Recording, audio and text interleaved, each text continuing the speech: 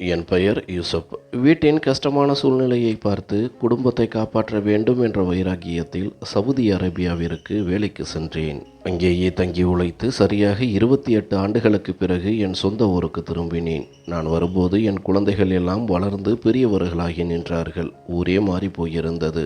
வீட்டிற்கு வந்ததும் என் குடும்பத்தினரிடம் ஒரு மகிழ்ச்சியான செய்தியை சொன்னேன். இனி நான் சவுதிக்கு திரும்பி போக மாட்டேன். எப்போதும் உங்களோடு இங்கேயே இருப்பேன். இங்கேயே ஏதாவது ஒரு சின்ன தொழில் செய்து பிழைத்துக் கொள்கிறேன் என்றேன். ஆனால் நான் இங்கேயே தங்கப் போகிறேன் என்ற செய்தியை கேட்டு என் குடும்பத்தில் யாருமே சந்தோஷப்படவில்லை என்பதை பார்த்தபோது என் நெஞ்சே வெடித்துவிடும் போல் இருந்தது. என் மனைவியும் பிள்ளைகளும் முகத்தை தூக்கி வைத்து கொண்டார்கள். என்னிடம் யாரும் முகம் கொடுத்து கூட பேசவில்லை. என் குடும்பத்தோடு ஒட்டி வாழ நான் எவ்வளவோ ஆசைப்பட்டேன், முயற்சி செய்தேன். ஆனால் அவர்களோடு இருக்கும்போது எனக்கு ஒரு அந்நியன் போலத்தான் உணர்வு ஏற்பட்டதே தவிர சொந்தம் என்கிற பாசம் கிடைக்கவில்லை.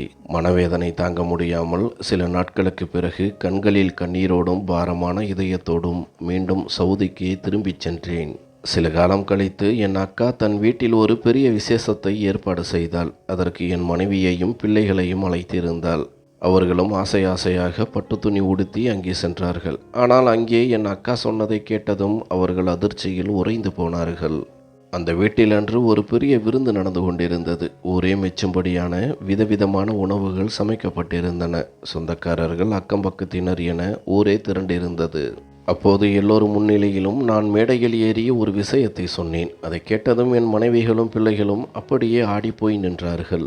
என் மனைவி அந்த செய்தியை கேட்டு மயக்கமே போட்டு விழுந்தாள். நான் செய்த அந்த அறிவிப்பு அப்படிப்பட்டது. அதை கேட்டு என் மனைவியும் பிள்ளைகளும் கதறி எழத் தொடங்கினார்கள். நான் சொன்னது என்னவென்றால், உண்மையில் நான் ஒரு சாதாரண நடுத்தர குடும்பத்தை சேர்ந்தவன். ஒரு சிறிய ஊரில் ஒரு சின்ன வீட்டில் பிறந்தவன். வீட்டில் நான் தான் இளையவன். அப்படி இருந்தும் குடும்ப சூழ்நிலை என்னை சிறு வயதிலேயே ஒரு பெரிய மனிதனாக மாற்றிவிட்டது.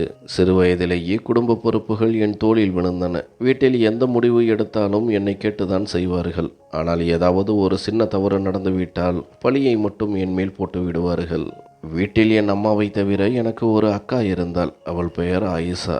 என் அக்கா என் மீது உயிரையே வைத்திருந்தாள். ஒரு தாய் தன் பிள்ளைகளை எப்படி கவனிப்பாளோ அப்படி என்னை அன்பு காட்டினாள். அவள் எனக்கு வெறும் அக்கா மட்டுமல்ல, அவள்தான் என் உலகம்.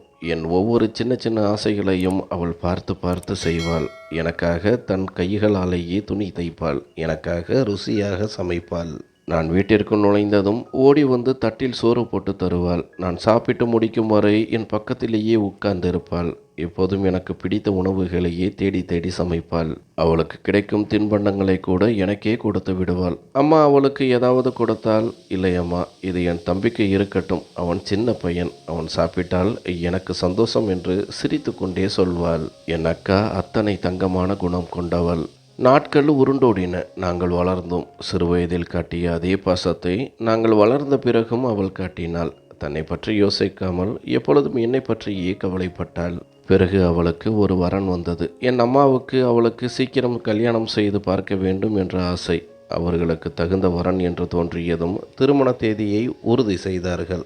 எனக்கும் அந்த மாப்பிள்ளையை பிடித்திருந்தது. ஆனால் திருமண தேதி முடிவானது முதல் என் அக்கா என்னை கட்டி கொண்டு அழுவாள். நீ என் தம்பி இல்லை யூசுப், நீ என் உயிர். உன்னை நான் அவ்வளவு நேசிக்கிறேன். நான் கல்யாணமாகி போய்விட்டால் உன்னை யார் கவனித்துக் கொள்வார்கள் என்று கவலைப்படுவாள். அவள் சொன்னது சரிதான். அவள் போன பிறகு நான் அனாதையாகி விடுவேன் என்று எனக்கும் தெரியும்.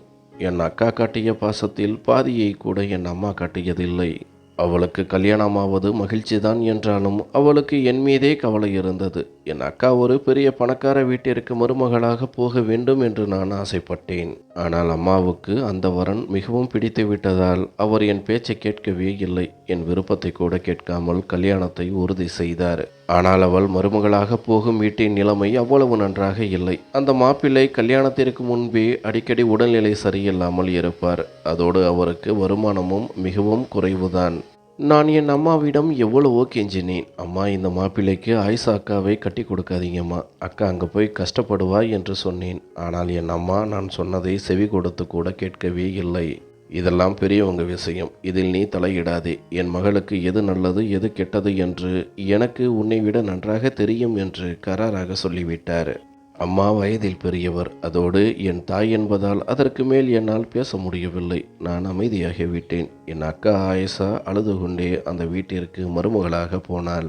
நான் பயந்தபடியே அக்காவின் வாழ்க்கை அந்த வீட்டில் மிகவும் கஷ்டமாக இருந்தது. அவள் கணவர் அடிக்கடி நோய்வாய்ப்பட்டார். வருமானமும் மிக குறைவாகவே இருந்தது.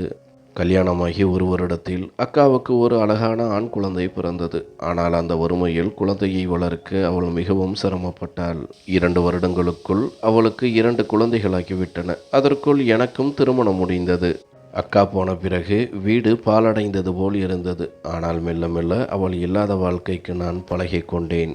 என் மனைவி பெயர் ராகிலா. பார்க்க லட்சணமாக இருப்பாள். என் அம்மாவிற்கு பிடித்த பெண். கல்யாணம் முடிந்த கையோடு வீட்டு செலவுகள் கிடுகிடுவென உயர்ந்தன. ஒரு பக்கம் என் மனைவியின் ஆசை, மறுபக்கம் அம்மாவின் மருந்து செலவுகள். இடையில் என் அக்காவின் வறுமை தெரிந்ததால் அவளுக்கும் அவளுடைய குழந்தைகளுக்கும் என்னால் முடிந்த பொருட்களை அவ்வப்போது வாங்கி கொண்டு போய் கொடுப்பேன். எல்லா பொறுப்புகளும் என் தலைமேல் வந்து விழுந்தன. ஒரு நாள் எனக்கு தெரிந்தவர் ஒருவர் என்னிடம் வந்து, யூசுப், நீ மிகவும் கஷ்டப்படுகிறாய். இங்கே நீ எவ்வளவு உழைத்தாலும் பெரிய வருமானம் கிடைக்காது. நீ ஏன் சவுதி அரேபியாவிற்கு வேலைக்கு போகக்கூடாது? அங்கே போனால் நல்ல காசு சம்பாதிக்கலாம். நீ உழைப்பாளி. அங்கே போனால் உன் குடும்பத்தை நன்றாக கவனித்து கொள்ளலாம் என்றார். முதலில் எனக்கு அந்த பேச்சில் விருப்பமில்லை. என் குடும்பத்தை விட்டு பிரிந்து இருக்க எனக்கு மனமே இல்லை. அதிலும் கல்யாணமாகி சில நாட்களே ஆன நிலையில் என் மனைவியை தனியாக விட்டுவிட்டு போக என் மனசாட்சி இடம் கொடுக்கவில்லை. இப்போதுதான் கல்யாணமாகி இருக்கிறது. அதற்குள் கணவன் நம்மை விட்டு போகிறானே என்று ராகிலா என்ன நினைப்பாள் என்று நான் கவலைப்பட்டேன். ஆனால் ஒரு நாள் இரவு என் வாழ்க்கையை மாற்றியது. நான் வேலை முடிந்து வந்து சாப்பிட்டு கொண்டிருக்கும் போது அம்மா என் அருகில் வந்து அமர்ந்தார். யூசுப், விலைவாசி ஏறிக்கொண்டே போகிறது. செலவுகளும் கூடிவிட்டது. உனக்கு இப்போது கல்யாணமாகிவிட்டது. நாளைக்கு குழந்தைகள் பிறக்கும். குடும்பம் பெருசாகும் போது இந்த வருமானத்தை வைத்துக்கொண்டு எப்படி சமாளிப்பாய்? பேசாமல் நீ வெளிநாட்டிற்கு வேலைக்கு போயேன் என்றார். அம்மா சொன்னதை கேட்டதும் நான் பதறிப்போய், இல்லை அம்மா, நான் எவ்வளவு சம்பாதித்தாலும் இங்கேயே இருந்து பார்த்து கொள்கிறேன். உங்களை விட்டுவிட்டு என்னால் எங்கும் போக முடியாது என்று சொல்லிவிட்டேன். பிறகு நான் என் அறைக்கு சென்று அமர்ந்தபோது ராகிலா என்னிடம் வந்தாள். யூசுப், அத்தை சொல்வது சரிதான். நீங்கள் வெளிநாடு சென்று வேலை பார்த்தால் இங்கே கிடைப்பதை விட அதிக பணம் சம்பாதிக்கலாம். அவர்கள் பேச்சை கேளுங்கள். நீங்கள் போனால் நம்முடைய கஷ்டங்கள் எல்லாம் தீர்ந்துவிடும் என்றாள். நான் அதிர்ச்சியோடு ராகிலாவை பார்த்தேன். ராகிலா, நீ என்னை போக வேண்டாம் என்று சொல்வாய் என்று பார்த்தால் நீயே என்னை போகச் சொல்கிறாயே. உனக்கு என் மேல் அக்கறை இல்லையா? என் மேல் அன்பு இல்லையா? நீ தனியாக இருப்பாயே என்று கவலைப்பட்டுதான் நான் போக மறுத்தேன். ஆனால் நீயே என்னை தள்ளுகிறாயே என்றேன். அவள் மிகவும் சீரியஸாக, பாருங்கள் யூசுப், நமக்கிடையே ஒன்றும் காதல் திருமணம் நடக்கவில்லை. நான் உங்கள் அன்பில் பைத்தியமாக இருப்பதற்கு. நீங்கள் என் கணவர். எனக்கு பிறக்கப் போகும் நம் குழந்தைகளுக்கும் ஒரு நல்ல வாழ்க்கையை தருவது உங்கள் கடமை. அது அதிக பணம் சம்பாதித்தால்தான் நடக்கும். இங்கே நீங்கள் எவ்வளவு உழைத்தாலும் குடும்பம் வேண்டுமானால் ஓடும். ஆனால் என் ஆசைகள் நிறைவேறாது. சொல்லப்போனால் இனி என் தேவைகளை சுருக்கி கொண்டு என்னால் வாழ முடியாது என்றாள். நான் லேசான புன்னகையோடு, உன்னை பற்றி மட்டுமே யோசிக்கும் பெண் நீ ராகிலா. ஒரு வார்த்தை உங்களை விட்டு என்னால் இருக்க முடியாது என்று சொல்லியிருந்தால் என் மனம் ஆறியிருக்கும் என்றேன். அதற்கு அவள், உணர்ச்சிகளுக்கு அடிமையாகி முடிவெடுக்கும் பெண் நான் இல்லை. நான் உண்மையை முகத்திற்கு நேராக சொல்லிவிடுவேன். என் கணவரின் முன்னேற்றத்தை நான் தடுக்க மாட்டேன். இன்று நான் உங்களை சந்தோஷமாக அனுப்பி வைத்தால் நாளை நீங்களே ராகிலா எடுத்த முடிவு சரிதான் என்று சொல்வீர்கள் என்றாள். அவள் கண்களில் ஒரு விதமான பிடிவாதம் இருந்தது. ஒரு நிமிடம் எனக்கு தோன்றியது, நான் போனால்தான் அவளுக்கு நிம்மதி கிடைக்கும் போல் இருக்கிறது என்று. நான் உள்ளுக்குள் உடைந்து போனேன். யாரிடமும் எதுவும் பேசவில்லை. சரி, இங்கே யாருக்குமே என்னை தேவையில்லை எனும்போது நான் சவுதிக்கு போய்விடுகிறேன் என்று மனதிற்குள் முடிவு செய்தேன். வேலைகளெல்லாம் முடிந்து 2-3 மாதங்களில் நான் கிளம்பும் நேரம் வந்தது. போவதற்கு முன்னால் என் அக்கா ஆயிஷாவை பார்க்க சென்றேன். அவள் கதவை திறந்ததும் என் முகத்தை பார்த்துவிட்டு பதறினாள். என்ன யூசுப், முகம் ஏன் இப்படி வாடி போயிருக்கிறது என்று கேட்டாள். நான் மெல்ல, அக்கா, நான் சவுதிக்கு போகிறேன் என்றேன். அவள் அதிர்ச்சியில், ஏன் யூசுப் இப்படி திடீரென்று? என்னிடம் ஒரு வார்த்தை கூட சொல்லவில்லையே. கல்யாணமாகி 2 மாதம் கூட ஆகவில்லை. அதற்குள் கிளம்பி விட்டாயே என்று கேட்டாள். ஆயிஷா அக்காவிடம் நான் மெதுவாக சொன்னேன், அக்கா, இங்கே யாருக்கும் என் மேல் அக்கறை இல்லை. எல்லோருக்கும் பணம் தான் முக்கியமாக தெரிகிறது. நான் கிளம்புகிறேன் அக்கா. என்னால் முடிந்த பணத்தை உனக்கும் அனுப்பி வைக்கிறேன். அத்தானுக்கு காலில் ஆபரேஷன் செய்ய வேண்டும் என்று சொன்னாயே, அதற்கு தேவையான பணத்தை நான் எப்படியாவது சம்பாதித்து அனுப்பிவிடுகிறேன். அவரை ஆபரேஷன் செய்து கொள்ளச் சொல். அக்கா ஒரு பெருமூச்சு விட்டு சொன்னாள். டாக்டர் அவரை ஓய்வெடுக்க சொன்னார் யூசப். ஆனால் அவர் கேட்காமல் வேலை செய்ததால் கால் இன்னும் மோசமாகிவிட்டது. என்ன ஆகுமோ தெரியவில்லை. ஆனால் நீ வீட்டின் செல்ல பிள்ளை. உனக்கு அந்த தெரியாத ஊரில் காலம் தள்ளுவது கஷ்டமாக இருக்குமே. என் பேச்சை கேள். நீ போகாதே. என் நிலைமையை நான் எப்படியாவது சமாளித்துக் கொள்வேன். நான் மெல்லச் சொன்னேன். அக்கா, நம்ம யாருக்கும் தேவையில்லை என்று தெரிந்த ஒரு வீட்டில் இருப்பதை விட தெரியாத ஊரில் கஷ்டப்படுவது இவ்வளவோ மேல். நான் சொன்னதை கேட்டு அக்கா அமைதியாகிவிட்டாள். அவள் கண்களில் கண்ணீர் மூட்டியது. ஏதோ சொல்ல வந்தவளுக்கு வார்த்தைகளே கிடைக்கவில்லை. நான் அவள் கைகளை பிடித்து கொண்டு, அக்கா, எனக்காக வேண்டிக்கொள், எல்லாம் நல்லபடியாக நடக்கட்டும் என்றேன். அவள் அழுது கொண்டே, யூசப், யார் பேச்சை கேட்டு உன் மனதை பாரமாக்கி கொள்ளாதே. உடம்பை பார்த்துக்கொள். உனக்காக நான் எப்போதும் வேண்டிக் கொள்வேன் என்றாள். அவள் அழுது கொண்டிருக்க நான் கனத்த இதயத்துடன் அங்கிருந்து கிளம்பினேன். 2 வாரங்களில் என் விமான டிக்கெட் வந்துவிட்டது. சவுதி போய் சேர்ந்தேன். ஏர்போர்ட்டை விட்டு வெளியே வந்தபோது நெருப்பு தணல் போன்ற ஒரு சூடான காற்று என் முகத்தில் அடித்தது. பூமி எரிவது போல வெயில் கொளுத்தியது. சுற்றிலும் பார்த்தால் தெரியாத முகங்கள், புரியாத மொழியில் பேசும் மக்கள். அங்கே எனக்கென்று யாருமே இல்லை. ஒரு நிமிடம் ஊருக்கே திரும்பி போய் விடலாமா என்று கூட தோன்றியது. ஆனால் இனி என்னால் இங்கே குடும்பம் நடத்த முடியாது. நீங்கள் பணம் சம்பாதித்தே ஆக வேண்டும் என்று ராகிலா சொன்ன அந்த வார்த்தைகள் என் காதுகளில் ஓயாமல் ஒலித்தன. முதல் நாளிலேயே தெரிந்துவிட்டது அங்கே வாழ்க்கை எவ்வளவு கடினம் என்று. காலை முதல் மாலை வரை கடுமையான வெயிலில் கூலி வேலை செய்தேன். வியர்வையில் என் சட்டையெல்லாம் நனைந்து உடம்போடு ஒட்டிக்கொள்ளும். சாப்பாட்டிற்கு வெறும் சோறும் பருப்பு தண்ணியும் தான் கிடைக்கும். சில நாட்கள் பசியோடு தூங்கி இருக்கிறேன். இரவு என் அறைக்குள் இருக்கும்போது அந்த தனிமை என்னை மிரட்டும். அம்மாவின் பேச்சு, அக்காவின் சிரிப்பு எல்லாம் நினைவுக்கு வரும். ராகிலாவின் கசப்பான வார்த்தைகள் என் நெஞ்சை கீறும். வந்து 4 நாட்களாகி இருந்தது. ஆனால் பல வருடங்களாக இங்கேயே இருப்பது போன்ற ஒரு சோர்வு என்னை அழுத்தியது. என் தூக்கம் தொலைந்து போனது. என் சந்தோஷத்தை நானே இங்கே குழி தோண்டி புதைத்து விட்டேன் என்று என் மனம் அழுது கொண்டிருந்தது. நான் வீட்டிற்கு பணம் அனுப்ப தொடங்கியதும் அங்கே எல்லோரும் சந்தோஷப்பட்டார்கள். என் மனைவிக்கு என்று நான் தனியாக பணம் அனுப்புவேன். என் அம்மா மற்ற மாமியார்களைப் போல இல்லை. உன் மனைவிக்கு ஏன் தனியாக தருகிறாய் என்று அவர் கேட்கவில்லை. மாறாக, யூசப், மனைவி சந்தோஷமாக இருந்தால்தான் உனக்கும் மன நிம்மதி கிடைக்கும். அவள் நம் வீட்டு கௌரவம். அவளை குறையில்லாமல் பார்த்துக்கொள் என்பார்.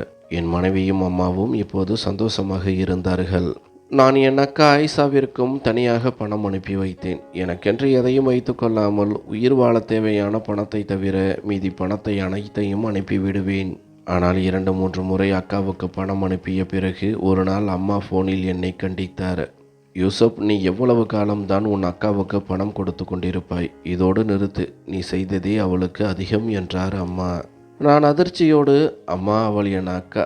அங்கே நிலைமை சரியில்லை என்று தானே செய்கிறேன். அத்தானுக்கும் உடம்பு சரியில்லை. நான் உதவவில்லை என்றால் வேறு யார் செய்வார் என்று கேட்டேன். அதற்கு அம்மா, இப்போது அவள் நன்றாகத்தான் இருக்கிறாள். நீ கவலைப்படாதே. அவளுக்கு இப்போது 3வது குழந்தை பிறந்திருக்கிறது. ஏற்கனவே 2 பெண் குழந்தைகள், இப்போது ஒரு பையன். அவள் கணவன்தான் சோம்பேறியாக ஊர் சுற்றுகிறானே. நீ இப்படி பணம் அனுப்பி அவனுக்கு இன்னும் பழக்கத்தை ஏற்படுத்தாதே. அவன் தன் பொறுப்பை உணரவே மாட்டான் என்றார்.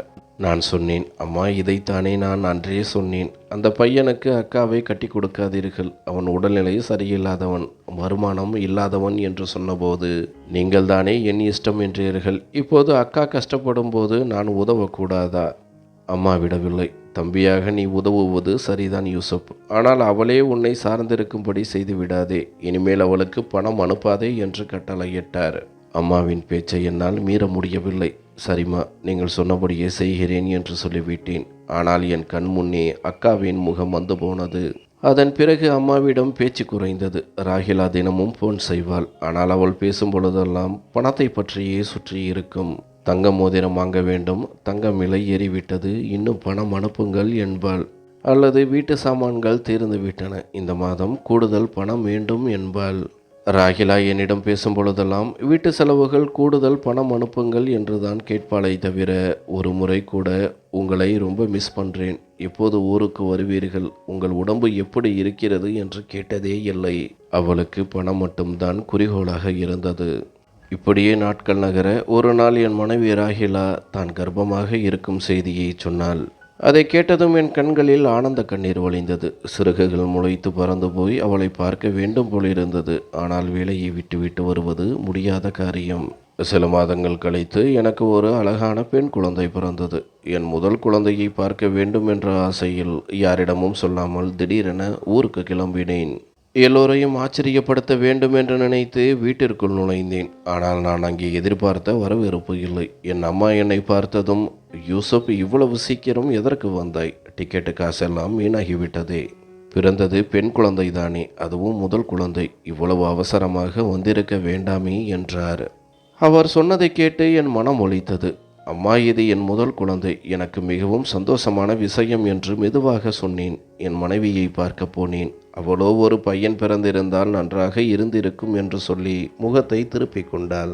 அவளுக்கு பெண் குழந்தை பிறந்ததில் துளிகூட விருப்பமில்லை. நான் என் மகளை கையில் ஏந்தி அவளின் மென்மையான கன்னத்தில் முத்தமிட்டேன். மகளே, உன் அம்மா கல் நெஞ்சக்காரியாக இருக்கலாம், ஆனால் உன் அப்பா உன்னை உயிராக நேசிப்பார் என்று மனதிற்குள் சொல்லிக் கொண்டேன். 2 மாத விடுமுறையில் வந்தேன். ஆனால் 1 மாதம் முடிவதற்குள்ளேயே வீட்டார் அனைவரும், நீ சீக்கிரம் கிளம்பு, வேலை நேரத்தை வீணாக்காதே, புது வீடு கட்ட வேண்டும், நீ இங்கே இருந்தால் செலவுக்கு பணம் யார் தருவது என்று நச்சரிக்க தொடங்கினார்கள். என் மனைவி மற்றும் குழந்தைகளுடன் நிம்மதியாக சில நாட்கள் இருக்க வேண்டும் என்று நான் ஆசைப்பட்டேன். ஆனால் என்னை ஒரு மனிதனாக யாரும் பார்க்கவில்லை. பணம் கறக்கும் ஒரு மிஷனாகவே பார்த்தார்கள். மனதில் வலியோடு மீண்டும் சவுதிக்கே கிளம்பினேன். கிளம்புவதற்கு முன் ஆயிஷா அக்காவை பார்க்க போனேன். அவள் மட்டும்தான் என்னை ஊருக்கு போக வேண்டாம் என்று சொன்னாள். இன்னும் சில நாட்கள் தம்பி யூசப் எங்களோடு இருக்கக்கூடாதா என்று கேட்டது அவள் ஒருத்திதான். மீண்டும் சவுதிக்கு வந்து கடுமையாக உழைத்தேன். இரவு பகல் பாராமல் வேலை செய்து ஊரில் வீடு கட்ட பணம் அனுப்பினேன். 2-3 வருடங்களுக்கு ஒரு முறை ஊருக்கு போவேன். ஆனால் ஒவ்வொரு முறையும் நான் வரும்போது வீட்டில் யாருக்கும் சந்தோஷம் இருக்காது. எப்படி இருக்கிறாய்? பயணம் எப்படி இருந்தது? அங்கே நல்லா சாப்பிடுகிறாயா என்று ஒருவர் கூட கேட்டதில்லை. ராகிலா கூட, எத்தனை நாள் இருக்கப் போகிறாய்? எப்போது மீண்டும் சவுதிக்கு கிளம்புவாய் என்று தான் கேட்பாள். நான் அந்த வீட்டிற்கு ஒரு விருந்தாளி போலத்தான் இருந்தேன். கடவுள் எனக்கு 2வதாக ஒரு பெண் குழந்தையை கொடுத்தார். அப்போதும் வீட்டில் யாருக்கும் மகிழ்ச்சி இல்லை. ஆனால் என் வீட்டுக்கு மகாலட்சுமிகள் வந்திருக்கிறார்கள் என்று நான் மகிழ்ந்தேன். 3வது முறையாக எனக்கு ஒரு மகன் பிறந்தபோதுதான் வீட்டில் எல்லோரும் கொண்டாடினார்கள். ஆனால் எனக்கு அந்த சந்தோஷம் ஊட்டவில்லை. ஏனென்றால் அவர்கள் என் மகனை பார்த்துதான் சந்தோஷப்பட்டார்களே தவிர என்னை பார்த்து அல்ல. மறுபக்கம் என் அக்கா ஆயிஷாவின் வாழ்க்கையில் இருள் சூழ்ந்தது. அவளது கணவர் இறந்து போனார். அக்கா விதவையானாள். ஆனாலும் அவள் யாரிடமும் கையேந்தாமல் ஊர் மக்களின் துணிகளை தையல் செய்து பிழைத்து வந்தாள். நான் யாருக்கும் தெரியாமல் அக்காவுக்கு ஒரு தையல் இயந்திரம் வாங்க பணம் அனுப்பினேன். இது அம்மாவுக்கோ ராகிலாவுக்கோ தெரிந்தால் பெரிய சண்டையே வரும் என்பதால் ரகசியமாக செய்தேன். கடைசியாக நான் இந்தியாவுக்கு வந்தபோது என் அம்மா இறந்துவிட்ட செய்தியை கேட்டேன். அன்று முதல் என் வாழ்க்கை சம்பித்தது போல் இருந்தது. எல்லாம் போதும் என்று அங்கேயே தங்கிவிட நினைத்தேன். ஆனால் சூழ்நிலை என்னை விடவில்லை. அம்மாவுக்கு பிறகு அந்த வீடும் சொத்துக்களும் என் மனைவி மற்றும் பிள்ளைகளின் கைக்கு மாறியது. அதன் பிறகு எனக்கு இந்தியா திரும்பவே பிடிக்கவில்லை. யாரும் என்னை வா என்றும் கூட அழைக்கவில்லை. என் பிள்ளைகள் வளர்ந்து விட்டார்கள். நான் வெறும் பணம் அனுப்பும் இயந்திரமாகவே மாறிப்போனேன். என் இளமை முழுவதையும் அந்த தனிமையிலேயே கழித்தேன். யாருக்காக உழைக்கின்றேனோ அவர்களே என்னை மறந்து விட்டார்கள் என்ற ஏக்கம் ஒவ்வொரு இரவும் என்னை வாட்டியது. ராகிலா மாதம் பிறந்தால் மட்டுமே எனக்கு ஃபோன் செய்வாள். மற்ற நாட்களில் நான் அவளுக்கு தேவையற்றவன். ஒரு நாள் நான் பணம் அனுப்பாவிட்டால் என்ன நடக்கும் என்று பார்க்க நினைத்தேன். மாதம் பிறந்ததும் நான் பணம் அனுப்பவில்லை. 1 வாரம் போனது. 2 வாரங்கள் போயின. 3வது வாரம் ராகிலாவிடமிருந்து ஃபோன் வந்தது. ஏதோ அறிமுகம் இல்லாதவர்களிடம் விசாரிப்பது போல, எப்படி இருக்கிறீர்கள் என்று கேட்டுவிட்டு உடனே பணத்தை பற்றி பேசினாள். நான் பிஸியாக இருந்தேன் என்று சொல்லி பணத்தை அனுப்பி வைத்தேன். அதன் பிறகு அவளிடமிருந்து அழைப்பே வரவில்லை. ரம்ஜான், பக்ரீத் என பண்டிகைகள் வரும். என் பிள்ளைகள் கொண்டாடுவதை சமூக வலைதளங்களில் பார்த்து ரசிப்பேன். ஆனால் யாரும் என்னை ஒரு வார்த்தை கூட அழைக்க மாட்டார்கள். என் பிள்ளைகள் அவ்வப்போது சமூக வலைதளங்களில் புகைப்படங்கள் பதிவிடுவார்கள். அதில் அவர்கள் ஹோட்டலில் சாப்பிடுவது, நண்பர்களுடன் சிரித்து பேசுவது என எல்லாமே இருக்கும். ஆனால் அந்த புகைப்படங்களில் எங்குமே என் பெயர் இருக்காது. என்னை பற்றி நினைப்பும் இருக்காது. இதில் என் பிள்ளைகள் மேல் தப்பில்லை என்று எனக்கு தெரியும். உண்மையான தவறு என் மனைவி ராகிலா மேல்தான். அவள் நினைத்திருந்தால் என் பிள்ளைகள் மனதில் என் மீது பாசத்தை வளர்த்திருக்கலாம். ஆனால் அவள் அதை செய்யவில்லை. என் அம்மாவும் இப்போது உயிரோடு இல்லை. எனக்கென்று இருந்த ஒரே சொந்தம் என் அக்கா ஆயிஷா தான். அவள் தன் சொந்த துயரங்களில் மூழ்கியிருந்தாலும் எனக்கு ஃபோன் செய்வாள், என்னிடம் பேசுவாள், என் மீது அக்கறை காட்டுவாள். சவுதியில் 20 வருடங்களுக்கு மேல் ஓடிவிட்டது. அந்த வெளிநாட்டு வாழ்க்கை எனக்கு சலித்து போனது. இனி இந்தியாவுக்கே திரும்பி போய் அங்கேயே ஒரு சின்ன தொழில் செய்து கொள்ளலாம். எத்தனை காலம்தான் இப்படி மிஷின் போல வாழ்வது என்று தோன்றியது. என் வயதும் கூடிக்கொண்டே போனது. உடம்பும் ஒத்துழைக்கவில்லை. பல வியாதிகள் என்னை தொற்றிக்கொண்டன. ஒரு நாள் போதும் இந்த வாழ்க்கை என்று முடிவெடுத்தேன். யாரிடமும் சொல்லாமல் சவுதியிலிருந்து திடீரென கிளம்பி ஊருக்கு வந்து சேர்ந்தேன். நான் வீட்டிற்கு வந்தபோது யாரும் பெரிய ஆச்சரியத்தை காட்டவில்லை. நான் வந்தது அவர்களுக்கு ஒரு பெரிய விஷயமாகவே தெரியவில்லை. ஒருவேளை சந்தோஷத்தில் பேச்சு வரவில்லை என்று எனக்கு நானே சமாதானம் சொல்லிக்கொண்டேன். என் மனைவி ராகிலா மட்டும் கொஞ்சம் எரிச்சலுடன், ஏன் இவ்வளவு மூட்டைகளை தூக்கி கொண்டு வந்தீர்கள் என்று கேட்டாள். நான் புன்னகையுடன், நான் என் சாமான்கள் எல்லாவற்றையும் எடுத்து கொண்டு வந்து விட்டேன். இனி இங்கேதான் இருக்கப் போகிறேன் என்றேன். அவள் அதிர்ச்சியுடன், என்னது, இனி திரும்ப போகும் எண்ணம் இல்லையா என்று கேட்டாள். எத்தனை கேள்வி கேட்பாய் ராகிலா? தாகத்தில் தொண்டை வறண்டு விட்டது. கொஞ்சம் தண்ணீர் கொடு என்றேன். என் மூத்த மகள் பாத்திமா எனக்கு தண்ணீர் கொண்டு வந்தாள். அவள் பிறந்தபோது யாரும் சந்தோஷப்படவில்லை. ஆனால் அவள்தான் இப்போது என் மீது கொஞ்சம் அக்கறையாக இருந்தாள். தண்ணீரை குடித்துவிட்டு எல்லோரையும் பார்த்து சொன்னேன், இனி நான் உங்களுடனேயே இங்கேயே இருக்கப் போகிறேன். ஏதோ ஒரு தொழில் செய்து கொள்வேன். இதை கேட்டதும் ராகிலா அப்படியே ஊமையாகி போனாள். யாரோ அவள் காலடியில் இருந்த மண்ணை பறித்தது போல முகம் மாறிவிட்டது. அவளிடம், இனி நான் வந்துவிட்டேன், நாம் ஒரே அறையில் தங்கலாம், நிறைய பேசலாம் என்றேன். ஆனால் அவள் அதை ஒரு பொருட்டாகவே மதிக்கவில்லை. நம் அறை இன்னும் சரியாக தயாராகவில்லை. நீங்கள் இன்று வரவேற்பு அறையிலேயே படுத்துக்கொள்ளுங்கள், நாளை நான் அறையை சரி செய்கிறேன் என்று முகத்தில் அடித்தாற்போல் சொன்னாள். சரி, நான் மிகவும் களைப்பாக இருக்கிறேன், எங்கேயாவது படுத்துக்கொள்கிறேன் என்று சொல்லிவிட்டு படுத்தேன். மறுநாள் காலையில் எழுந்தபோது வீட்டில் ஒரு விசித்திரமான அமைதி இருந்தது. யாரும் எழுந்து நடமாடும் சத்தமோ பாத்திரங்கள் உருளும் சத்தமோ இல்லை. ஜன்னல் வழியாக பார்த்தால் சூரியன் நன்றாக மேலே வந்திருந்தது. மணி காலை 10 ஆகி இருக்கும். தூக்கத்திலிருந்து யாரும் எழவில்லை. யாருக்கும் காலை உணவை பற்றி கவலையும் இல்லை. எனக்கு உணவு தர வேண்டும் என்ற எண்ணமும் இல்லை. எங்கள் வீட்டில் ஒரு சின்ன தொழுகும் அறை இருந்தது. அங்கே பார்த்தால் தூசியும் தும்பட்டையுமாக சிலந்தி வலைகள் பின்னி இருந்தன. அந்த அறையை சுத்தம் செய்து பல காலம் ஆனது போல் தெரிந்தது. நானே அதை சுத்தம் செய்துவிட்டு தொழுகை செய்தேன். என் குடும்பத்தில் துளிகூட ஆன்மீக எண்ணம் இல்லையா? காலையில் குளித்துவிட்டு தொழுகை செய்த பிறகுதான் உணவு உண்ண வேண்டும் என்ற பழக்கமெல்லாம் எங்கே போனது என்று நினைத்து என் மனம் வலித்தது. மூத்த மகள் ஃபாத்திமா மட்டும் கொஞ்சம் மரியாதையாக நடந்து கொண்டாள். ஆனால் இளைய மகள் சாரா முற்றிலும் மாறிவிட்டாள். அவள் வளர்ந்த பெண்ணாக இருந்தாலும் அவள் அணியும் ஆடைகள் எனக்கு கூச்சத்தை தந்தன. என் மகளின் உடைகளை பார்த்து நானே வெட்கத்தில் தலைகுனிந்தேன். என் மகன் இம்ரான் நேற்று இரவு வீட்டிற்கே வரவில்லை. காலை 10:30 மணிக்கு ராகிலா தூங்கி எழுந்ததும் நான் முதலில் இம்ரானை பற்றி கேட்டேன். அவன் எங்கே? நேற்றிலிருந்து காணமே என்றேன். அவள் அசால்ட்டாக, அவன் நண்பன் வீட்டில் தங்கிவிட்டான், நேரமாகிவிட்டதால் அங்கேயே இருந்து விட்டான் என்றாள். இவ்வளவு லேட்டாகிவிட்டது, அங்கே என்ன செய்கிறான் என்று கேட்டதற்கு அது எனக்கு தெரியாது என்று நிதானமாக சொன்னாள். எனக்குள் எரிச்சல் உண்டானது. ஆனால் சண்டை வேண்டாம் என்று அமைதியாக இருந்தேன். அடுத்த நாள் ராகிலா ஒரு அறையை சுத்தம் செய்தாள். ஆனால் ஏதோ எனக்கு பெரிய உபகாரம் செய்வது போலதான் அதை செய்தாள். அன்று இரவு எல்லோரும் தூங்கிய பிறகு அவள் என்னிடம் தள்ளியே அமர்ந்திருந்தாள். என் அருகாமையை அவள் வெறுப்பது போல தெரிந்தது. நள்ளிரவில் நான் விழித்து பார்த்தபோது அவள் அறையில் இல்லை. மறுநாள் காலையில் நான் அவளிடம், ஏன் என்னை விட்டுவிட்டு எழுந்து சென்றாய் என்று கேட்டேன். அதற்கு அவள், நீங்கள் அவ்வளவு சத்தமாக குரட்டை விடுகிறீர்கள். எனக்கு குரட்டை சத்தத்தில் தூங்கியே பழக்கமில்லை, அதனால்தான் நான் வேறு அறைக்கு போய்விட்டேன் என்றாள். இதை கேட்க எனக்கு வேதனையாக இருந்தது. இத்தனை வருடம் தனிமையில் கஷ்டப்பட்டு விட்டு இப்போது குடும்பத்தோடு இருக்கலாம் என்று வந்தால் இங்கே எல்லோரும் எனக்கு அந்நியர்களாக தெரிந்தார்கள். அடுத்த நாள் ராகிலா என்னிடம் வந்து, நீங்கள் வந்திருக்கிறீர்கள், 1 வாரம் அல்லது 2 வாரம் ஓய்விடுங்கள், அதன் பிறகு மீண்டும் சவுதிக்கே கிளம்பி விடுங்கள். இங்கே இருந்து நீங்கள் என்ன செய்ய போகிறீர்கள்? இது இந்தியா, இங்கே தொழில் தொடங்குவதெல்லாம் அவ்வளவு சுலபம் இல்லை என்று சொன்னாள். ராகிலா என்னை பார்த்து மிகவும் அலட்சியமாக சொன்னாள், இங்கே உங்களுக்கு சரி வராது. நீங்கள் கொண்டு வந்த பணமும் சில நாட்களில் கரைந்துவிடும். அப்புறம் கையில் ஒன்றுமே இருக்காது. நான் அதிர்ச்சியுடன் கேட்டேன். ஏன் ராகிலா இப்படி பேசுகிறாய்? என் குடும்பம் இங்கே இருக்கும்போது நான் அங்கே தனியாக கிடந்து என்ன செய்யப் போகிறேன்? அதற்கு அவள் மிக கொடூரமாக, இத்தனை வருடம் அங்கே இருந்து பழகிவிட்டீர்கள் அல்லவா?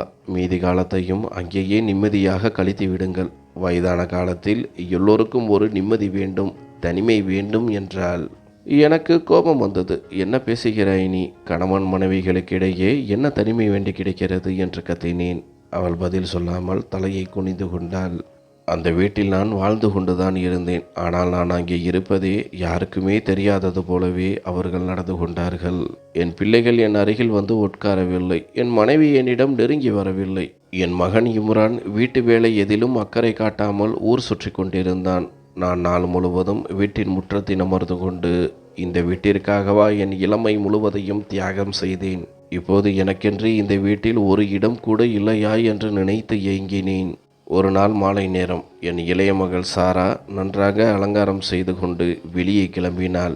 இருட்டத் தொடங்கி இருந்த அந்த நேரத்தில் அவள் தனியாக கிளம்பியது எனக்கு பிடிக்கவில்லை. மகளே, எங்கே போகிறாய்? இருட்டி விட்டதே. இப்போது வெளியே போய்விட்டு எப்போது திரும்புவாய் என்று கேட்டேன்.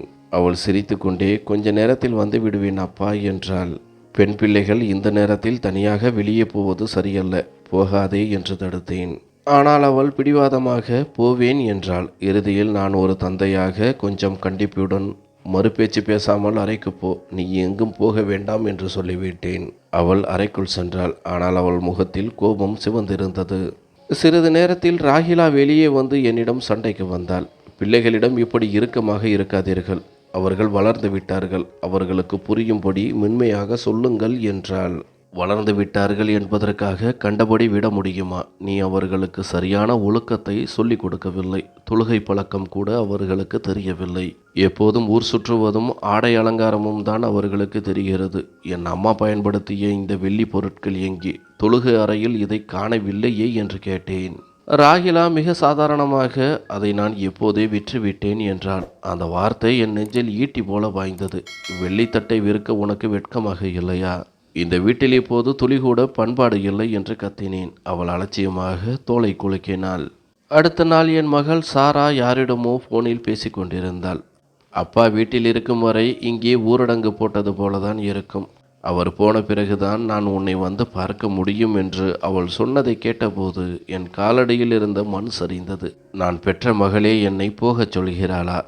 ராகிலாவின் போக்கும் மிகவும் மாறிவிட்டது. நீங்கள் குரட்டை விடுகிறீர்கள். நீங்கள் வந்த பிறகு அறையில் ஒரு மாதிரியாக வாடையடிக்கிறது என்று ஏதாவது ஒரு காரணம் சொல்லி என்னை தள்ளி வைத்தாள். அவளுக்கு என் அன்பு தேவையில்லை. நான் அங்கே இருப்பது அவளுக்கு ஒரு சுமையாக தெரிந்தது. அவர்கள் என்னை கழுத்தை பிடித்து வெளியே தள்ளி இருந்தால் கூட இவ்வளவு வலித்திருக்காது. ஆனால் புத்திசாலிக்கு சைகையே போதும் என்பார்கள். எனக்கான சைகை கிடைத்து விட்டது. இந்த வீட்டில் எனக்கு இடமும் இல்லை, மரியாதையும் இல்லை. அவர்கள் என் வருகையை விட நான் எப்போது போவேன் என்றுதான் காத்து கொண்டிருக்கின்றார்கள். இறுதியில் நான் அவர்களிடம் சொன்னேன், நான் மீண்டும் சவுதிக்கே கிளம்புகிறேன். இந்த வார்த்தையை கேட்டதும் ராகிலாவின் முகம் அப்படியே மலர்ந்தது. ஏதோ ஒரு பெரிய லாட்டரி அடித்தது போல அவள் முகம் பிரகாசமானது. பிள்ளைகளும் பெரிய வருத்தம் காட்டவில்லை. நான் கிளம்பும்போது ராகிலா கடைசியாக சொன்ன வார்த்தை இதுதான், போய் இன்னும் கொஞ்சம் கூடுதல் பணம் அனுப்ப பாருங்கள், இங்கே விலைவாசி ஏறிவிட்டது. உடம்பை பார்த்து கொள்ளுங்கள் என்றோ சீக்கிரம் வாருங்கள் என்றோ ஒரு வார்த்தை கூட அவளிடமிருந்து வரவில்லை. நான் அமைதியாக தலையசைத்து விட்டு வீட்டிலிருந்து வெளியேறினேன். ஆனால் என் உள்ளம் சுக்குநூறாக உடைந்து போயிருந்தது. ஆனால் நான் சவுதிக்கு திரும்ப போவதாக இல்லை. என் மனதில் வேறு ஒரு திட்டம் இருந்தது. என் வாழ்க்கையின் அடுத்த கட்டம் என்ன என்பதை நான் முடிவு செய்து விட்டேன். எல்லாம் இப்படி முடிந்துவிடும் என்று நான் நினைக்கவே இல்லை. ஆனால் நடந்ததை மாற்ற முடியாது அல்லவா? என் தலையெழுத்தை நானே தீர்மானித்து கொண்டேன். நான் சவுதிக்கு போய்விட்டேன் என்று ராகிலாவும் பிள்ளைகளும் நினைத்து கொண்டிருந்தார்கள். ஆனால் நான் இந்தியாவில் தான் இருக்கிறேன் என்பது அவர்களுக்கு தெரியாது. நான் அவர்களிடம் எந்த தொடர்பும் கொள்ளவில்லை. ஒரு ஹோட்டலில் தங்கி யாருக்காக என் வாழ்நாளை வீணாக்கினேன் என்று தினமும் யோசிப்பேன். என் இருப்பை கண்டு எரிச்சலடைந்தவர்களுக்காகவா இவ்வளவு உழைத்தேன்? வழக்கமாக நான் பணம் அனுப்பும் தேதி வந்தது. இந்த முறை நான் பணம் அனுப்பவில்லை. உடனே அவர்களுக்கு கவலை வந்துவிட்டது. என் பழைய சவுதி நம்பருக்கு ஃபோன் செய்தார்கள். ஆனால் அது சுவிட்ச் ஆஃப் செய்யப்பட்டிருந்தது. நான் ஏதோ ஆபத்தில் சிக்கிக்கொண்டேன் அல்லது உடல்நிலை சரியில்லாமல் போய்விட்டது என்று அவர்கள் பயந்தார்கள். இறுதியில் சவுதியில் என்னோடு பல வருடங்களாக தங்கியிருந்த என் அறை நண்பனுக்கு ஃபோன் செய்தார்கள். எங்கள் அப்பா எங்கே, ஏன் அவர் ஃபோன் எடுக்கவில்லை என்று என் பிள்ளைகள் அவனிடம் கேட்டுள்ளார்கள். அவன் என் உயிர் நண்பன். அவனிடம் என் இந்திய நம்பர் இருந்தது. அவன் எனக்கு ஃபோன் செய்து விஷயத்தை சொன்னான். உன் குடும்பத்தினர் என்னை கூப்பிட்டு உன்னை பற்றி விசாரிக்கிறார்கள். நான் என்ன சொல்லட்டும் என்று கேட்டான். உனக்கு எதுவும் தெரியாது என்று சொல்லிவிடு என்றேன். அவனும் அப்படியே சொல்லிவிட்டான். யூசப் அந்த கம்பெனியில் வேலையை விட்டுவிட்டு எங்கோ சென்று விட்டான். எனக்கு தெரியாது என்று சொல்லிவிட்டான். பிறகு அவன் மெதுவாக என்னிடம் கேட்டான், யூசப், நீ என்ன செய்கிறாய்? உன் குடும்பத்திற்காக உன் இளமை முழுவதையும் தியாகம் செய்தாய். இப்போது அவர்களிடமிருந்தே ஓடுகிறாயே என்றான். நான் கசப்புடன் சொன்னேன், நண்பா, யாருக்காக என் இரத்தத்தை வியர்வையாக சிந்தினேனோ அவர்களே என்னை மதிக்கவில்லை. நான் அங்கே இருப்பது அவர்களுக்கு அவமானமாக இருக்கிறது. அப்புறம் நான் ஏன் அவர்களை பற்றி நினைக்க வேண்டும்? நான் ஒரு முடிவெடுத்து விட்டேன். அதுதான் இறுதியானது என்றேன். அவன் அமைதியாக, சரி, எதையும் யோசித்து செய் என்றான். நான் அங்கிருந்து நேராக என் அக்கா ஆயிஷா வீட்டிற்கு சென்றேன். அவள் முன்பு இருந்த வீட்டை விட்டுவிட்டு இப்போது பழைய வீட்டிற்கு மாறியிருந்தாள். அந்த வீடு பார்ப்பதற்கே ஒரு மாதிரியாக இருந்தது. பெரிய முற்றம் இருந்தது. ஆனால் அறைகள் எல்லாம் இடிந்து விழும் நிலையில் இருந்தன. சுவர்களில் ஈரம் கசிந்து பழைய காலத்து செங்கற்கற்கள் வெளியே தெரிந்தன. கூரையில் இருந்த மரக்கட்டைகள் அந்த வீடு எவ்வளவு பழமையானது என்பதற்கு சாட்சியாக இருந்தன. அக்கா ஆயிஷா உடல்நிலை சரியில்லாமல் இருப்பது போல் தெரிந்தாள். ஆனாலும் அவள் முகத்தில் ஒரு நிம்மதி இருந்தது. அவள் பிள்ளைகள் இப்போது வளர்ந்து விட்டார்கள். என் பிள்ளைகளை விட அவர்கள் பெரியவர்கள். அவளுடைய மகள்கள் என் முன்னால் வந்தபோது மிக மரியாதையாக என் காலில் விழுந்து ஆசீர்வாதம் வாங்கினார்கள். உடனே எனக்கு குடிக்க தண்ணீர் கொண்டு வந்தார்கள். அவர்கள் முகத்தில் அவ்வளவு சந்தோஷம். அவர்களிடம் வசதிகள் இல்லை என்றாலும் இருந்ததை வைத்து என்னை உபசரித்தார்கள். மாமா, நீங்கள் எங்கள் வீட்டிற்கு வந்தது எங்களுக்கு பெரிய விஷயம் என்றார்கள். வறுமை அவர்கள் முகத்தின் பொலிவை பறித்திருக்கலாம், ஆனால் அவர்கள் மனதின் அன்பை பறிக்கவில்லை என்பதை உணர்ந்தேன். அக்கா என்னை கண்டதும் மிகவும் சந்தோஷப்பட்டாள். எங்களை மறந்துவிட்டாயா தம்பி என்று ஒரு வார்த்தை கூட கேட்கவில்லை. அக்காவின் மகள்கள் சொன்னார்கள், மாமா, நாங்கள் உங்களை மிகவும் மிஸ் செய்தோம். அம்மா எப்போதும் உங்களை பற்றி தான் சொல்லிக்கொண்டே இருப்பார். அக்கா சொன்னாள், யூசப், உனக்காக நான் வேண்டாத தெய்வமே இல்லை. நீ வாங்கி கொடுத்த அந்த தையல் மிஷின் தான் இன்றும் எங்கள் வயிற்றை நிரக்கிறது. அவள் சொன்னதை கேட்டதும் என் கண்களில் நீர் முட்டியது. அன்று நான் செய்த அந்த சின்ன உதவி என்றும் ஒரு குடும்பத்தை காப்பாற்றுகிறது என்பதை நினைக்கும் போது நெகிழ்வாக இருந்தது.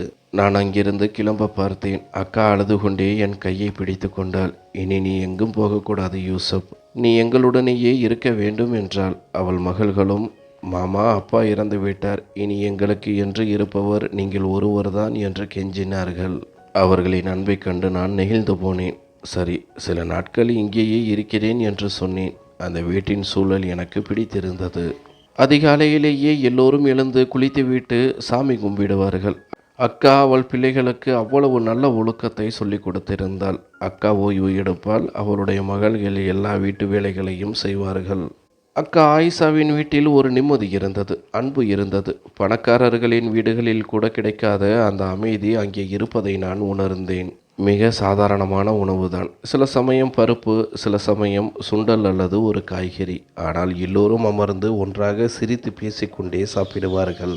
அக்காவின் மகள்கள் நாள் முழுவதும் தையல் வேலை செய்தார்கள். மகன் கூலி வேலைக்கு சென்றான். அவன் மாலையில் வரும்போது குடும்பத்தில் உள்ள எல்லோருக்கும் ஏதாவது ஒரு சிறிய பொருளை வாங்கி வருவான். இதை பார்த்தபோது எனக்கு ஒரு யோசனை வந்தது. என் குடும்பத்தார் எல்லோரையும் ஒரு முறை ஒன்றாக பார்க்க வேண்டும் என்று தோன்றியது. நான் வெளிநாடு போய்விட்டதால் எல்லாவற்றையும் மறந்துவிட்டான் என்று அவர்கள் யாரை நினைத்தார்களோ அந்த மனிதன் இன்னும் உயிரோடு தான் இருக்கிறான் என்பதை அவர்களுக்கு உணர வைக்க விரும்பினேன். நான் அக்காவிடம் சொன்னேன், அக்கா, நாம் ஒரு பெரிய விசேஷத்தை ஏற்பாடு செய்வோம். அதற்கு என் மனைவி மற்றும் பிள்ளைகளை கூப்பிடு. ஆனால் நான் உன் வீட்டில்தான் தங்கி இருக்கிறேன் என்கிற உண்மையை சொல்லாதே. நான் இன்னும் சவுதியில்தான் இருப்பதாகவே அவர்கள் நினைக்கட்டும். அக்கா ஆச்சரியத்துடன் கேட்டாள், யூசப், இது என்ன விளையாட்டு? உன் மனதில் என்ன ஓடுகிறது என்று. நான் சொன்னேன், அந்த நாள் வரும்போது நான் எல்லோருக்கும் சொல்கிறேன். நீ அதுவரை பொறுமையாக இரு. சுமார் 500 பேருக்கு விருந்துக்கு ஏற்பாடு செய். சுற்றத்தினர், சொந்தக்காரர்கள் என எல்லோரையும் கூப்பிடு. அதற்கான பணத்தை நான் தந்து விடுகிறேன். நீ கவலைப்படாதே என்றேன்.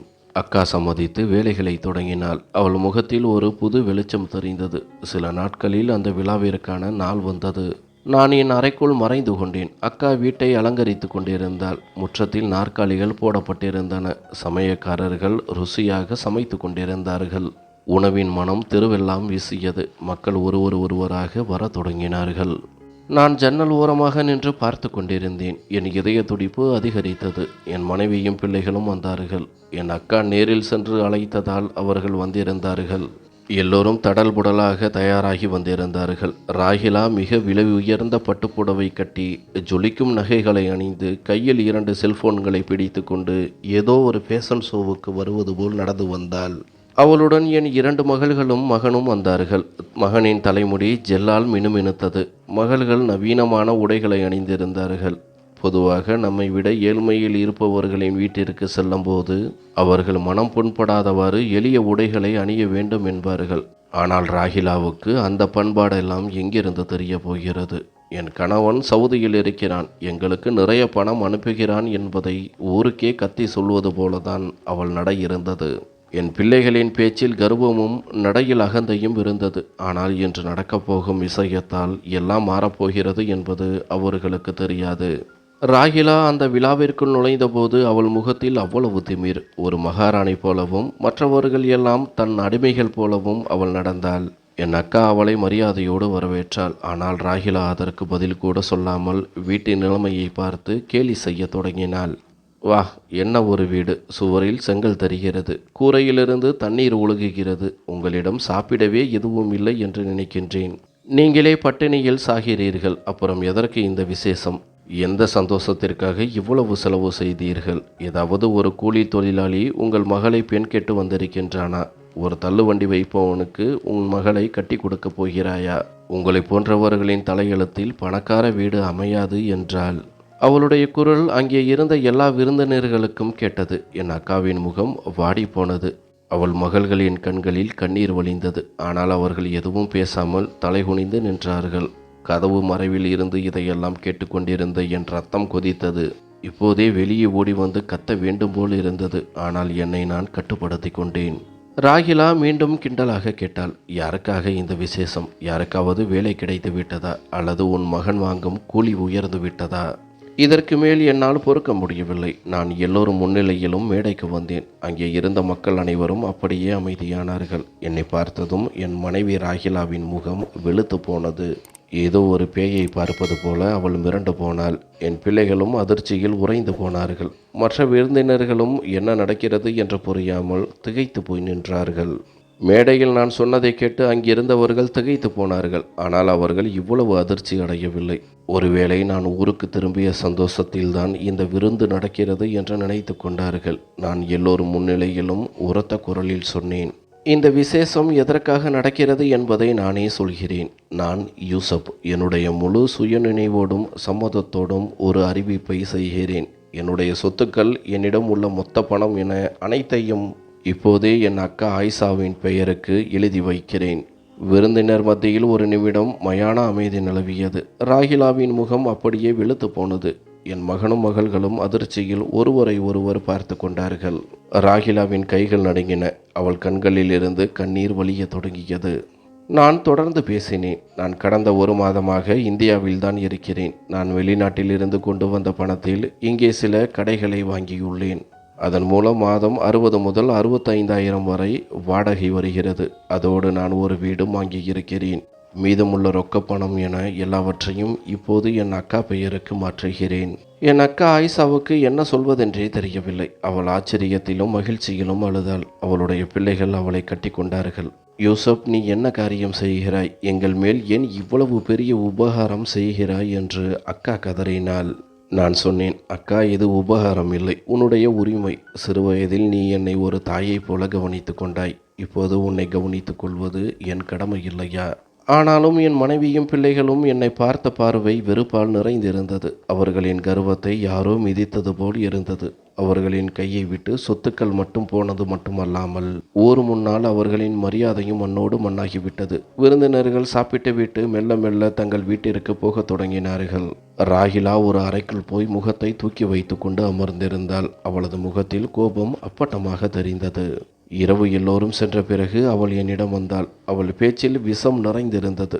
உங்களால் எப்படி இப்படி செய்ய முடிந்தது? உங்கள் பிள்ளைகளின் வாயில் மண்ணை வீசிவிட்டு உங்கள் அக்கா பிள்ளைகளுக்கு அனைத்தையும் கொடுத்து விட்டீர்களே. ஊர் சிரிக்கிறதே, உங்களுக்கு வெட்கமாக இல்லையா என்று கத்தினாள்.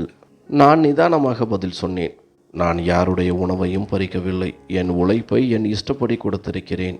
உங்களுக்குத்தான் நான் தேவையில்லையே. தேவை இருக்கும்போது மட்டும்தானே நீங்கள் என்னை நினைப்பீர்கள். உங்களுக்காக நான் இரவு பகலாக உழைத்ததை நீங்கள் ஒருபோதும் மதிக்கவில்லை. என் பணத்தை பார்த்தீர்களே தவிர என் அன்பை பார்க்கவில்லை. உன் மகன் வளர்ந்து விட்டான். அவனை போய் வேலை ஏதாவது செய்யச் சொல். எதற்கும் கவலைப்படாதே ராகிலா. நான் இத்தனை வருடம் அனுப்பிய பணத்தில் நீயும் நிறைய சேர்த்திருப்பாய் என்று எனக்கு தெரியும். நீ கம்பெனிகள் ஷேர் வாங்கி இருப்பதும் அதன் மூலம் உனக்கு லாபம் வருவதும் எனக்கு தெரியும். ஆனால் ஒரு முறை கூட அதை பற்றி என்னிடம் நீ சொன்னதே இல்லை. என் பேச்சை கேட்டதும் ராகிலா தலைகுனிந்து போனாள். சிறிது நேரம் அமைதியாக இருந்துவிட்டு, நான் எல்லாம் உங்களுக்காகத்தான் செய்தேன் என்று மெதுவாக சொன்னாள். இல்லை ராகிலா, நீ உனக்காக செய்தாய். நான் உனக்கு அன்பையும் கௌரவத்தையும் கொடுத்தேன். நீ எனக்கு கர்வத்தையும் அகந்தையையும் கொடுத்தாய். உனக்கு உன் கணவன் தேவையில்லை, பணம்தான் தேவை. பிள்ளைகளையும் நீயே கெடுத்து விட்டாய். இனி நீ உன் வழியில் போ, நான் என் வழியில் போகிறேன். உனக்கு விவாகரத்து வேண்டுமென்றாலும் தருகிறேன். பிடிக்காத உறவில் இருப்பதில் அர்த்தமில்லை என்றேன். அவளால் எதுவும் பேச முடியவில்லை. அழுது கொண்டே அங்கிருந்து சென்றாள். ஆனால் என் மனதில் அவளுக்காக எந்த இரக்கமும் மிஞ்சவில்லை. சிறிது நேரம் கழித்து அக்கா வந்தாள். யூசுப், நீ இப்படி செய்திருக்கக்கூடாது. உன் மனைவி பிள்ளைகளுக்கும் இதில் பங்கு இருக்கிறதல்லவா என்றாள். நான் சொன்னேன், இல்லை அக்கா, நான் உயிரோடு இருக்கும் வரை என் சொத்தில் யாருக்கு பங்கு தர வேண்டும் என்பது என் முடிவு. என் பிள்ளைகளுக்கு என் மறைவுக்கு பிறகுதான் உரிமை வரும். நான் எடுத்த முடிவு சரிதான். என் மூத்த மகள் பாத்திமா மட்டும் என் மேல் பாசமாக இருந்தாள். அவளுக்கு தேவையான பணத்தை நான் மாதந்தோறும் அனுப்பி வைப்பேன். அவள் திருமண செலவையும் நானே ஏற்பேன். மற்றபடி யாரிடமும் எனக்கு பேச்சு இல்லை. பணத்தை போற்றும் மனிதர்களுக்காக என் வாழ்நாளை வீணடித்ததை நினைத்து வருந்தினேன். என்று எல்லாவற்றையும் என் அக்காவிடம் ஒப்படைத்த பிறகு என் மனதிலிருந்து ஒரு பாரம் இறங்கியது போல ஒரு நிம்மதி கிடைத்தது. ஆகாயத்தை பார்த்து ஒரு நீண்ட பெருமூச்சு விட்டேன். இப்போது நான் என் அக்கா வீட்டிலேயே வசிக்கிறேன். அவளுடைய பிள்ளைகள் என்னை அவர்கள் தந்தை போல கருதி உயிரையே வைத்திருக்கிறார்கள். நான் வீட்டிற்குள் நுழைந்தாலே அவர்கள் மிகுந்த மரியாதையோடு எழுந்து நிற்கிறார்கள். அக்கா பிள்ளைகள் என் மீது காட்டும் அன்பை பார்க்கும்போது என் மனம் நிறைகிறது. நான் வாங்கிய அந்த புதிய வீட்டிற்கு நாங்கள் குடிபெயர்ந்தோம். பழைய வீட்டை விட இது மிகவும் வசதியானது, சுத்தமானது மற்றும் பெரியது. எல்லாவற்றிற்கும் மேலாக அங்கே ஒரு நிம்மதி இருந்தது. பல வருடங்களுக்கு பிறகு அந்த அமைதியை நான் அனுபவித்தேன். நான் அதிகாலையிலேயே எழுந்து விடுவேன். இறைவனை வணங்கிவிட்டு அதன் பிறகு ஒன்றாக அமர்ந்து காலை உணவை சாப்பிடுவோம். என் அக்கா ஆயிஷா தினமும் எனக்காக தன் கையாலேயே ருசியாக சமைப்பாள். நான் சில சமயம், நீ ஏன் கஷ்டப்படுகிறாய் அக்கா என்று தடுத்தால், இவ்வளவு காலம் எங்களுக்காக நீதானே உழைத்தாய் யூசப், இப்போது எங்களை உனக்காக செய்ய விடு என்பாள். நான் அந்த வீட்டில் ஒரு விருந்தாளி போல உணரவே இல்லை. என் சொந்த வீட்டில் இருப்பது போல ஒரு உணர்வு. என் பிள்ளைகளிடம் எதை தேடினேனோ அந்த பாசம் என் அக்காவின் பிள்ளைகளிடம் கிடைத்தது. நான் பேசுவதை அவர்கள் கூர்ந்து கவனிப்பார்கள். எனக்கு தேவையான மருந்துகளை சரியான நேரத்திற்கு தருவார்கள். நான் வெளியே கிளம்பினால் கதவு வரை வந்து வழி அனுப்புவார்கள். இன்னொரு பக்கம் ராகிலாவின் மனதில் இருந்த கர்வம் எனக்கு ஆச்சரியத்தை தந்தது. ஒருவேளை காலம் மாறும்போது அவள் மாறுவாள் என்று நினைத்தேன். ஒரு முறை ஃபோன் செய்வாள் அல்லது தெரிந்தவர்கள் மூலம் தகவல் அனுப்புவாள் என்று பார்த்தேன். ஆனால் அவள் என்னை பற்றி துளிகூட நினைக்கவில்லை. அவளது அகந்தை என் இருப்பையே அவளுக்கு மறக்க செய்துவிட்டது. ராகிலாவின் வாழ்க்கையில் ஏற்கனவே வேறு ஒருவர் வந்துவிட்டதாக சிலர் சொன்னார்கள். அதற்கு ஆதாரங்கள் இல்லை என்றாலும் அவள் என்னிடம் காட்டிய அந்த பழைய வெறுப்பை நினைக்கும் போது அது உண்மையாக இருக்கலாம் என்று என் மனம் சொல்லியது. இதற்காக நான் வருத்தப்பட்டாலும் துக்கப்படவில்லை. பாசமும் மரியாதையும் இல்லாத ஒரு உறவே கிடையாது. என் மூத்த மகள் ஃபாத்திமா மட்டும் அடிக்கடி எனக்கு ஃபோன் செய்வாள். நேரிலும் வந்து பார்ப்பாள். அவள் வீட்டிற்கு வந்தாலே அந்த இடமே மகிழ்ச்சியாகிவிடும். அவள் என் கைகளை பிடித்து கொண்டு, அப்பா, நீங்கள் எடுத்த முடிவு 100% சரிதான். உங்களை புரிந்து கொண்டவர்களுக்கு இது சரியான தீர்ப்பு என்று தெரியும் என்பாள். அவளது அந்த வார்த்தைகள் எனக்கு பெரிய ஆறுதலாக இருந்தது. சொந்தக்காரர்களில் சிலர் இப்போதும் என்னை சாடிக்கொண்டுதான் இருக்கிறார்கள். தன் பிள்ளைகளின் உரிமைகளை பறித்து அக்காவுக்கு கொடுத்து விட்டானே என்று பேசுகிறார்கள். பிள்ளைகள் எப்படி இருந்தாலும் சொத்து அவர்களுக்குத்தான் சேர வேண்டும் என்று எனக்கு அறிவுரை சொல்கிறார்கள். ஆனால் என் மனசாட்சி அதை ஏற்கவில்லை. வாரிசு என்பது வெறும் பெயரில் இல்லை, அது நாம் காட்டும் அன்பிலும் நீதியிலும் இருக்கிறது. நான் செய்ததில் ஒரு நியாயம் இருப்பதாக கருதுகிறேன். அக்காவுக்கு ஒரு புது வாழ்க்கையை கொடுத்திருக்கிறேன். அவள் பிள்ளைகளுக்கு ஒரு தந்தை செய்ய வேண்டிய கடமைகளை செய்திருக்கிறேன். என் பிள்ளைகள் என் மீது மரியாதையோ அன்போ காட்டாத போது அவர்களுடைய நடத்தையை பார்த்துதான் நான் இந்த முடிவை எடுத்தேன். இப்போது நான் கவலையின்றி இருக்கின்றேன். கடவுளுக்கு முன்னால் நான் நேர்மையாக நிற்கிறேன். கர்வத்தாலோ அல்லது பழிவாங்கும் எண்ணத்தினாலோ நான் இதை செய்யவில்லை. மன நிம்மதிக்காகவே செய்தேன். காலையில் என் அக்கா பிள்ளைகள் சாமி கும்பிடுவதை பார்க்கும்போது நான் செய்தது சரிதான் என்று எனக்கு தோன்றும். காலம் அதன் வேகத்தில் ஓடியது. அக்கா வீட்டில் நான் தங்கத் தொடங்கி இப்போது 2 வருடங்கள் முடிந்து விட்டன. வசதி வாய்ப்புகளில் மகிழ்ச்சி இல்லை. நம்மை மதிப்பவர்கள் மத்தியில்தான் மகிழ்ச்சி இருக்கிறது என்பதை உணர்ந்தேன். நிம்மதியான சூழலால் என் ஆரோக்கியமும் மேம்பட்டது. அந்த புதிய காற்று என்னை மீண்டும் இளமையாக மாற்றியது போல இருந்தது. ஒரு நாள் மாலை நேரம் சூரியன் மறைந்து கொண்டிருந்த போது நான் முற்றத்தில் அமர்ந்து என் மகள் ஃபாத்திமாவின் வருகைக்காக காத்து கொண்டிருந்தேன்.